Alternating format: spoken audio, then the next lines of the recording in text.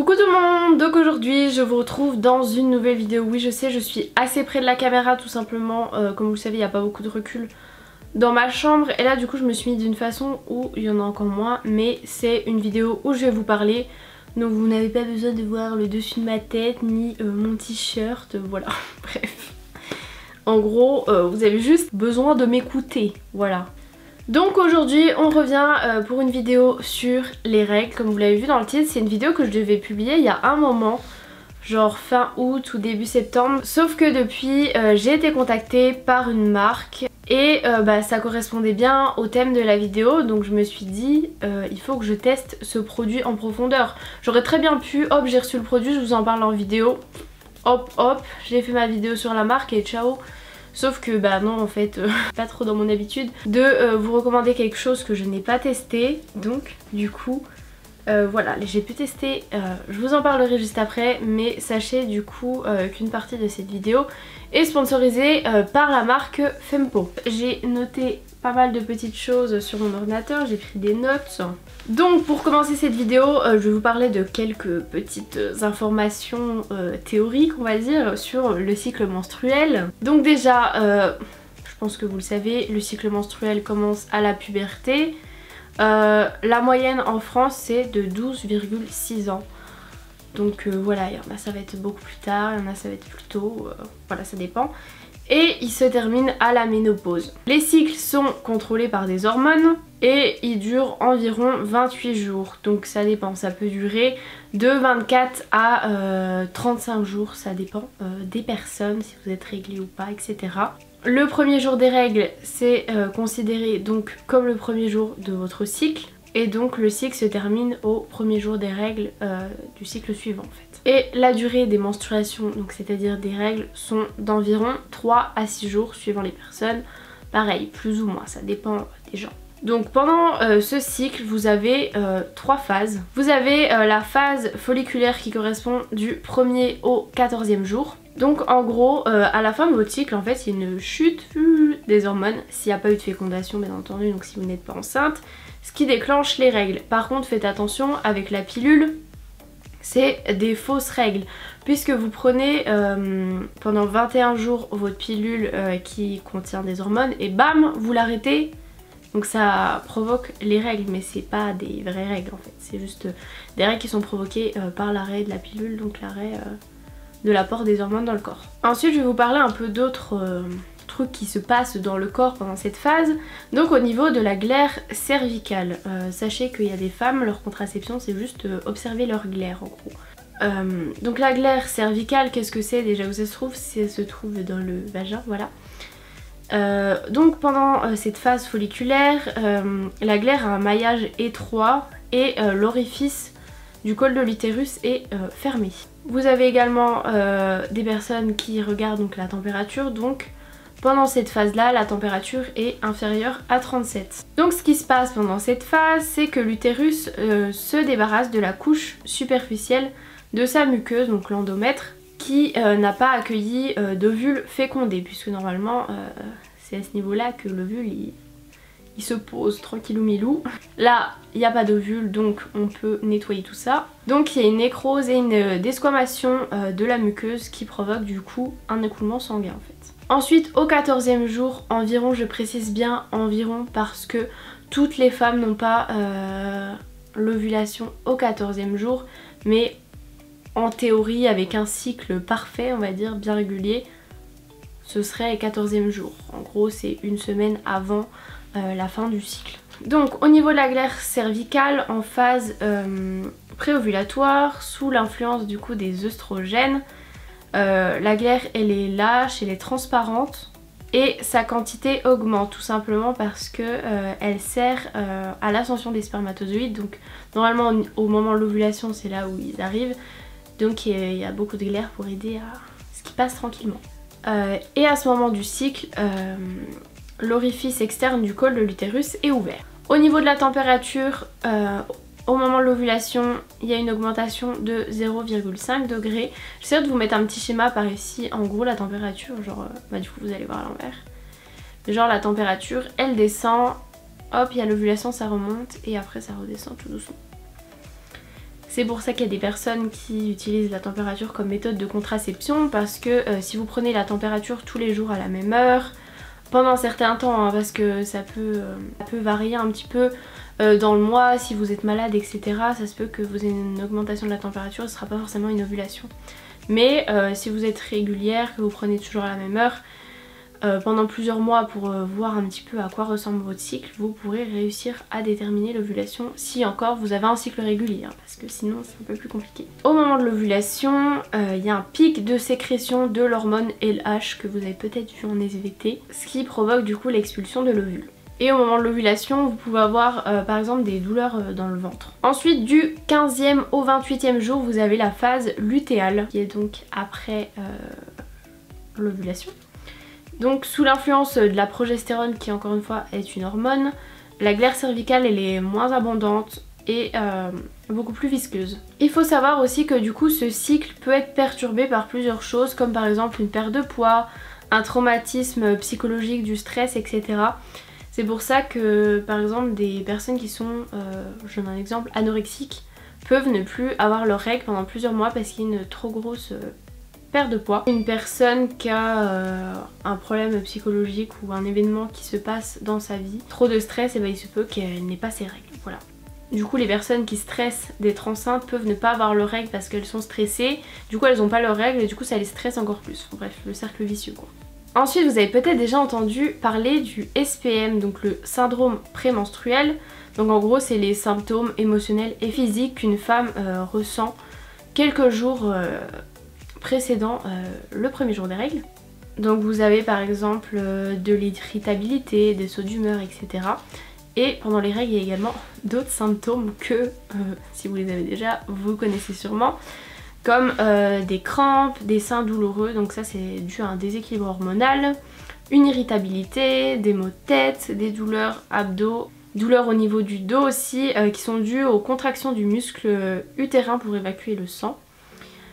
Ballonnement, transpiration, donc saut d'humeur, des problèmes de peau aussi, je pense qu'on est beaucoup concerné par ça. Donc c'est dû en fait à une forte activité des glandes sébacées, c'est les glandes qui sont situées dans l'épiderme de la peau. Et ça c'est surtout pendant l'ovulation, voilà la semaine qui précède les règles, les pores de la peau qui se bouchent à cause d'un excès de sébum, donc souvent au niveau du nez, menton, cuir chevelu. Cuir chevelu? Non. Le cuir chevelu et aussi pour certaines personnes au niveau du haut de la poitrine. Vous avez également aussi la fatigue qui est liée à une perte du sang. Ça diminue le taux de globules rouges, donc l'hémoglobine, qui son rôle est d'apporter l'oxygène, donc l'apport en oxygène est plus faible, donc on est plus fatigué, et aussi une diminution du fer. Il y a également les nausées, diarrhée, constipation, et j'en passe parce qu'il y en a encore sûrement d'autres pour d'autres personnes. Ensuite on ne peut pas parler règles sans parler des protections périodiques. On va commencer par la plus simple, la plus connue, la serviette hygiénique. Je vous mettrai une petite photo par ici parce que je n'en ai pas.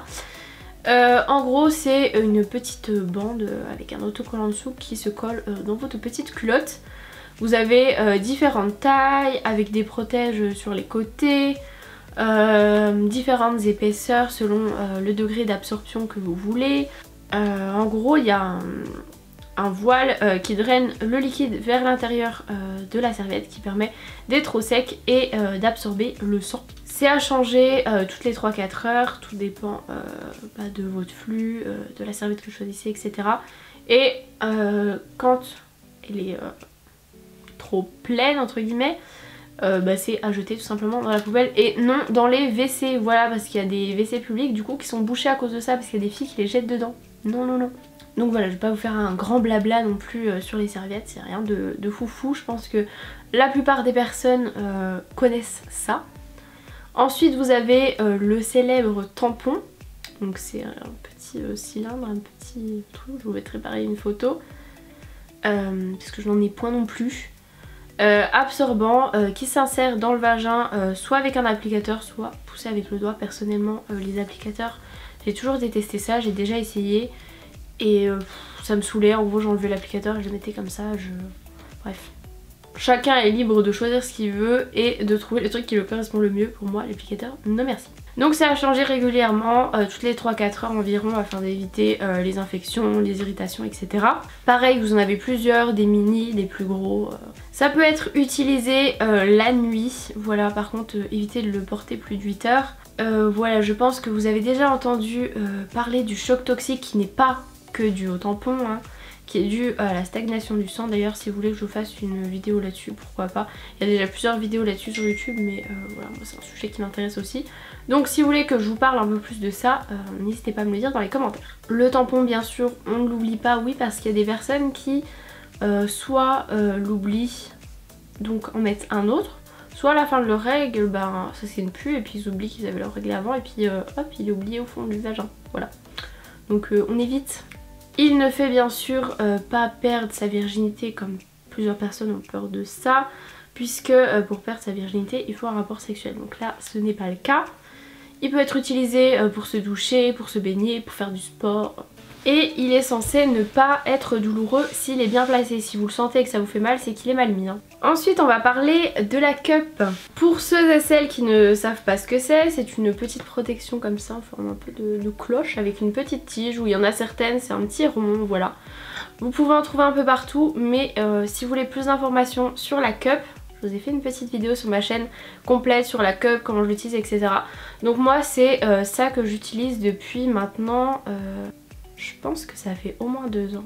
Je sais plus, mais bref, franchement ça fait plusieurs années que j'utilise et c'est vraiment mon favori, voilà. Donc là j'en ai plusieurs, là c'est une toute nouvelle parce que j'en ai une autre que j'utilise en fait, que j'avais acheté chez Monoprix, sauf que en fait elle est un peu, pas sale, mais disons que le sang l'a colorée, donc elle a un aspect dégueu.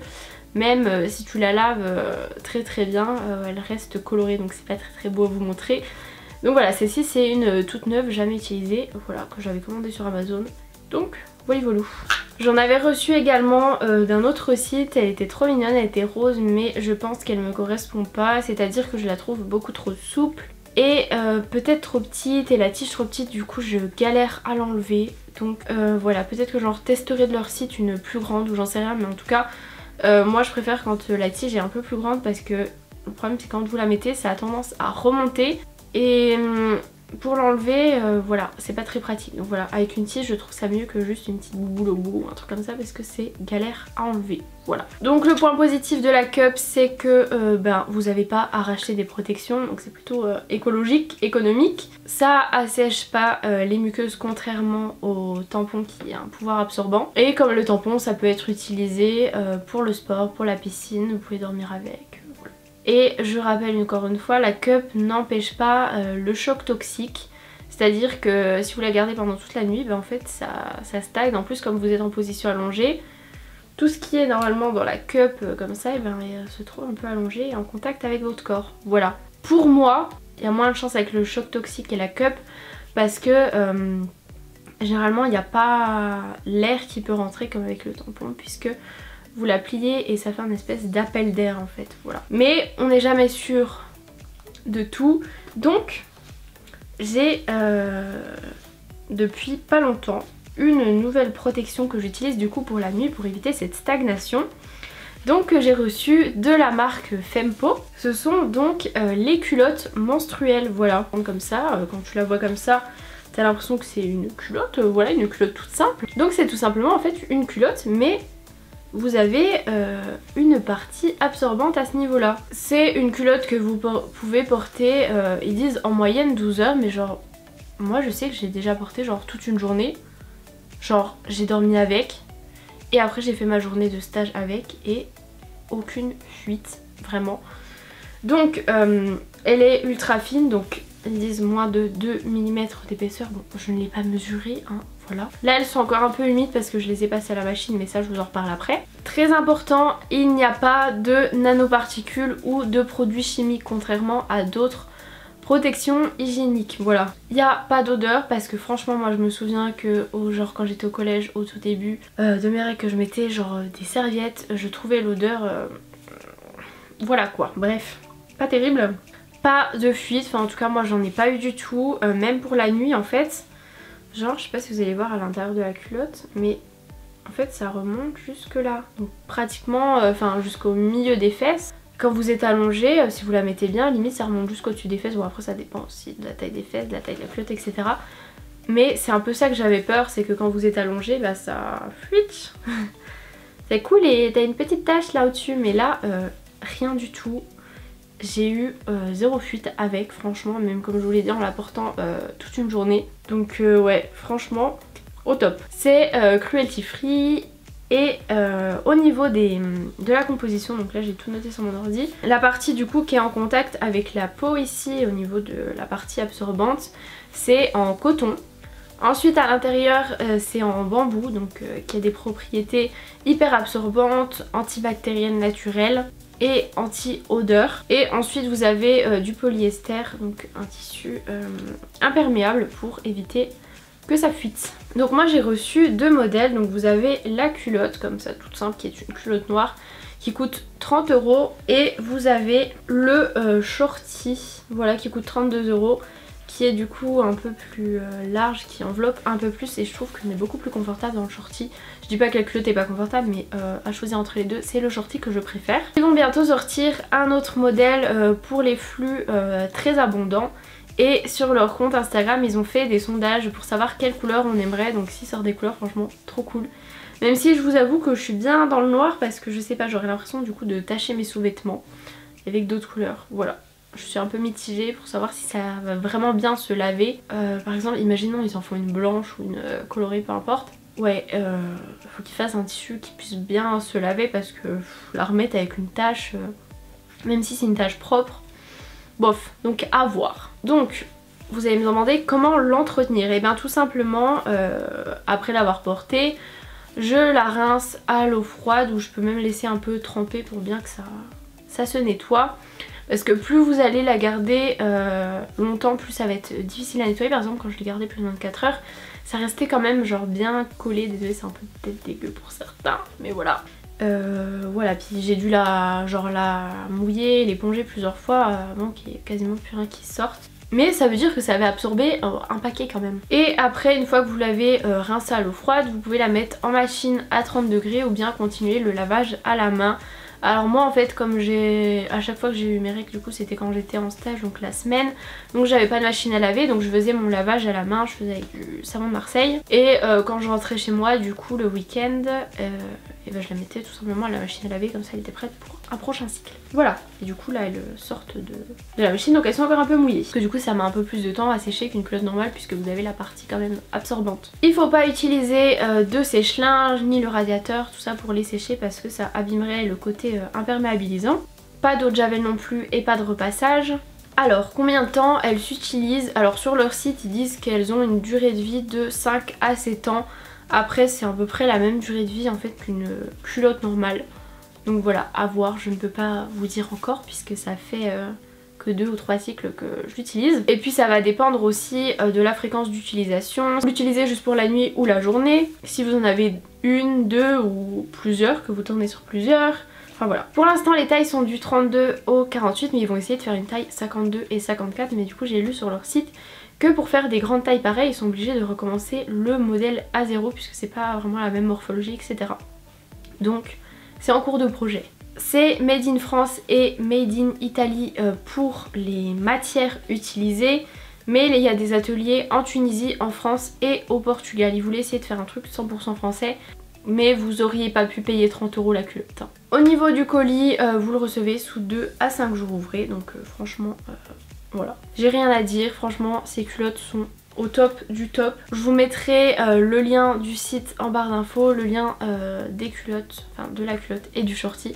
Mais franchement je suis convaincue. Donc voilà pour la vidéo sur les règles. Je vous ferai une vidéo aussi où je répondrai à vos questions parce que vous avez posé beaucoup de questions sur Instagram. Au début je voulais répondre dans cette vidéo mais ça allait être beaucoup trop long. Donc si vous avez d'autres questions à me poser sur cette vidéo auxquelles j'aurais pas répondu dans cette vidéo, je vous invite à me demander tout ça dans les commentaires, comme ça je ferai une prochaine vidéo là-dessus, mais évitez toutes les questions trop au cas par cas quoi. Parce que j'ai reçu des questions, j'étais là, pourquoi j'ai pas mes règles, j'ai ci, j'ai ça, pourquoi elles sont pas réglées, machin, enfin bref, des fois vous me posez des questions. N'oubliez pas que je ne suis pas médecin, je ne suis pas gynéco, je ne suis pas sage-femme, voilà.